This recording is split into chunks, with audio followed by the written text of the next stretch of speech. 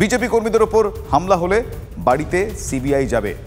CBI এর তাড়ায় অনেক তৃণমূল নেতাই এখন এলাকা ছাড়া। মুর্শিদাবাদের সভা থেকে রাহুল সিনহার এই হুঁশিয়ারিতে বিতর্কের ঝড়। খুলে শুনে রাখুন, এই মঞ্চ থেকে পরিষ্কার ঘোষণা করছি, তৃণমূলের নেতারা শুনে রাখুন, বিজেপি কার্যকর্তাদের উপর হামলা চালালে বাড়িতে সিবিআই যাবে, এটা পরিষ্কার করে বলে দিচ্ছি। কারণ 2 তারিখের রেজাল্ট ডিক্লেয়ারের পর যারা বিজেপি কার্যকর্তাদের উপর হামলা চালিয়েছিলেন, আজকে সে সমস্ত তৃণমূলের নেতারা এখন আর বাড়িতে থাকতে পারছে না। সিবিআই ধাক্কায়, সিবিআই তাড়ায় এলাকা ছাড়া হয়ে গিয়েছে। আপনাদের শোনালাম তার বক্তব্য। আমার সহকর্মী প্রদীপ্ত এই মুহূর্তে আমার সঙ্গে রয়েছেন। প্রদীপ্ত, আজকে রাহুল বাবুর এই বক্তব্যে বিরোধীরা যে বিষয়টা খুব স্বাভাবিকভাবেই বলছে, তাহলে কি এদের দ্বারা সিবিআই নিয়ন্ত্রিত?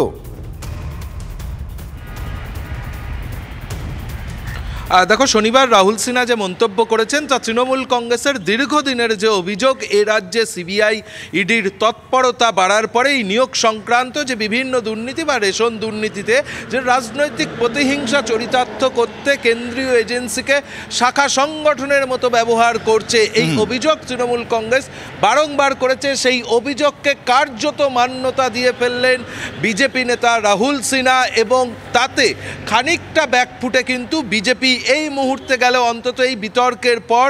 যদিও বিজেপি নেতৃত্ব যে কথা বলছেন তা হলো এটা রাহুল সিনহার ব্যক্তিগত মত হতে পারে, এবং যারা অন্যায় করেছে সেক্ষেত্রে কেন্দ্রীয় এজেন্সি তাদের বাড়িতে যাচ্ছেন, এ কথা তারা বললেও রাহুল সিনহার এই মন্তব্য কিন্তু তৃণমূল কংগ্রেস অস্ত্র হাতে পেল। যে তার কারণ, তারা যে অভিযোগ করছিল রাজনৈতিক প্রতিহিংসা, সেটা স্পষ্ট হয়ে যাচ্ছে। এবং বিজেপির নেতা তিনি বলে দিচ্ছেন সিবিআই কোথায় যাবে, কার বাড়িতে যাবে, কখন যাবে।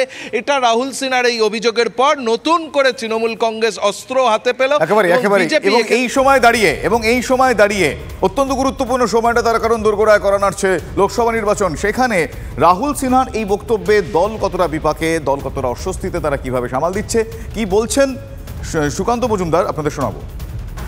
না দেখুন, রাহুলদা যেটা বলেছেন, রাহুলদার বক্তব্য, রাহুলদা এই বিষয়ে আপনাদের ক্লারিফাই করবেন। সিবিআই বিজেপির কথাতেও যায় না, কংগ্রেসের কথাতেও যায় না, কারো কথাতেই যায় না। সিবিআই এবং ইডি প্রফেশনাল সংস্থা, এবং মনে রাখবেন এখন যে তদন্তগুলো চলছে পশ্চিমবঙ্গের, কোনো তদন্ত প্রধানমন্ত্রীর অর্ডারে হচ্ছে না বা হোম মিনিস্টারের অর্ডারে হচ্ছে না। প্রত্যেকটি তদন্ত বিশুদ্ধ কোর্টের অর্ডারে হচ্ছে।